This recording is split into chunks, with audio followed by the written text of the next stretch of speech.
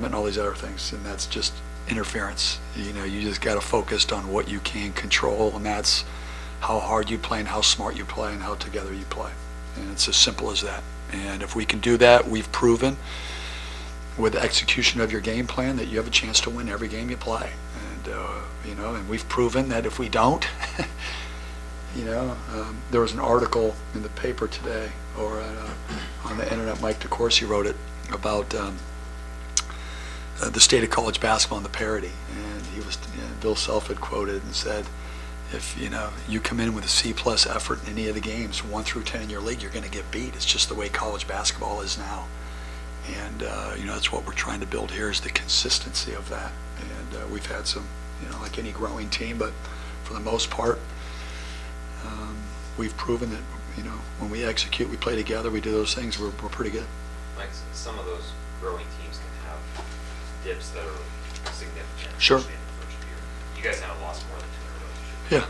What are the, I guess, the elements that have kept you guys from having those dips last longer than a game or 2? I don't know. I just think it's just how you approach the next game. You know, I thought even the Oregon State game, I thought we played, we responded really well. We just, you know, broke down a couple times and the team got hot, and you know, next thing you know, you're 13, it's 10, and it's 7, and it's, you know, the game pressure changes, crowd gets into it, those types of things. But for the most part, I think it's been, you know, our consistency with how we have approached winning and losing is just kind of the same thing, and how we get better. You know, not too high, not too low, just trying to get them to understand. I think with championship programs, it's you know, you expect to win every game. It's there's more consistency emotionally and basketball wise, and so that's why I think we've been able to bounce back. You seem to tighten up the rotation a little bit. Is that something by design, or you just got a feel of the game, and there's just also some rumors of colds and flus? I've got it, man. I've got this nasal stuff going. You know what? It just goes back to my gut, how it is. You know, I think we had played 10 against Oregon, and then we played 7 against Oregon State. I felt like there was a good flow, and I didn't want to break that flow. You know, we could have got tired at the end. I don't know, but it's just I kind of went with that. Even at Colorado a little bit when we played at Colorado. I just how the game's going. Just it's more on gut. Hey, how valuable is a guy like David who plays a game like that? He plays the entire game, 50 minutes. Was there any point in time where you're thinking, I need to give this kid a minute, a blow, or do you just? After I probably would say yes, but it's hard. You know, David Crisp has, you know, embodied the word winning for our team this year. You know, he's a great leader. He sets up our offense. You know, he made some plays in the Oregon State game were just exceptional. You know, getting guys shots, and you know, just it's hard to not have him in the game. He's a fighter, man. He competes at the highest level, and he's been kind of he has been our emotional leader this year on the court. It's hard to have him not on it, and that's an Iron Man game. But it's even interesting in that game, if you look at the top 10 guys in our league in minutes, not one of our players is in the league, and I thought we'd have 2 or 3.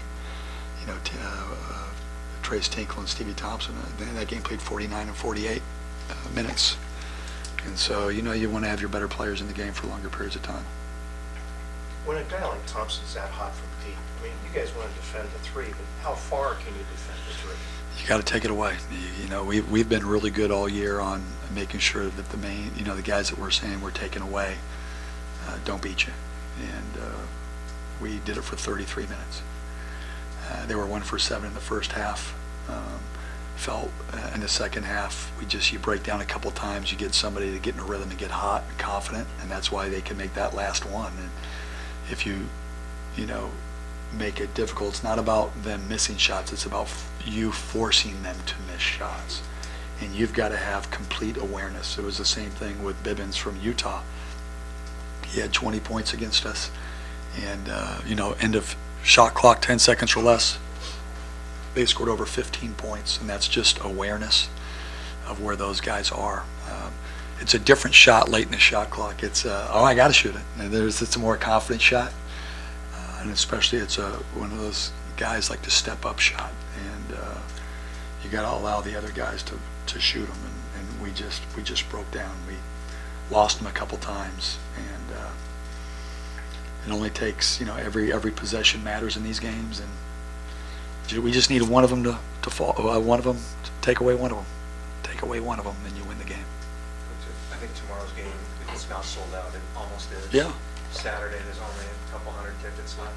Yeah. Isaiah Thomas coming back. Yeah. How big is this two-game series? Oh, it's great. I mean, listen, every game is, I don't like to use the word life and death, but really important game. Every game that we play, coming in here and the fan support that we've had has been really special. It's been really exciting. It's been exciting for the community. It's been exciting for our players. It's been exciting for the program. When you bring recruits in and you see an environment like that, it's pretty special. When you need to get stops late, and you're in that game, and it really helps you. So that's why you come to a school like this, is to play in a great college basketball environment. To honor Isaiah, to the rafters, is really, really special. And you're talking about not only a great player but a great person. And I would argue probably one of the most, if not the most inspirational player that I've been, since I've been a basketball fan. You see a guy, when you meet him, he's this big, and I met him at South Kent, and everybody was against all the odds. You talk about in the NBA, last pick of the second round, and he goes, and next thing you know, he even struggled at the beginning. He just kept fighting, kept working, kept fighting, kept believing. Next thing you know, he's an NBA All-Star, one of the leading scorers in the league, and he's ours. And so it means everything, and it'll be a great opportunity for the community to honor him and make it a special night. IT's a special, not only a special player, but a special person. A couple more, guys. How close is the team to playing A basketball every night? A basketball. God, you strive for A+ basketball every night. I think I think when you say A+ basketball or A basketball, I think it's, we've had great signs of it. Earlier in the year, we were playing 20 minutes of it. We weren't playing 40, and then we started playing 30 minutes of it. And then we've had a couple games where we played 40. It's hard to do, but it's what you strive to do. The thing that I and the coaching staff, I think the A basketball is going to be more A fight. If we have A fight, you're not going to make every shot. You're not going to be dominating in every area, but A+ fight, that's what we're striving for. And I think we're there. I think that's what you're going to see with this team every night. Last one. I think the things that make Utah so good on defense are what? They're really, really disciplined. They're exceptionally well coached. There's really rarely any holes. If you ever watch Virginia play basketball, it's team defense. It's not individual defense, and they do a really good job of defending the ball, getting good help side. They don't have shot blockers, but they have rim protection by taking charges and showing walls. And they execute their defense pretty well, and I think that's the pose. It's like the same thing. If we keep you in front, there's no lanes, and you see guys behind it, it forces you to be able to make shots from the perimeter. And we didn't shoot well when we were at Utah. I think we were 2 for 18 from the three-point line, so hopefully we can shoot better. I mean, defense obviously wins championships, but you got to score some points. Oregon State, I think, was the first game where we shot the ball well, and we didn't come up with a victory. So this week has been improving our defense, getting back to the basics of our zone, and then offensively, I think we've shown some signs, inconsistent, but we've shown some signs of really good basketball. All right, thanks, Coach. Thank you, guys.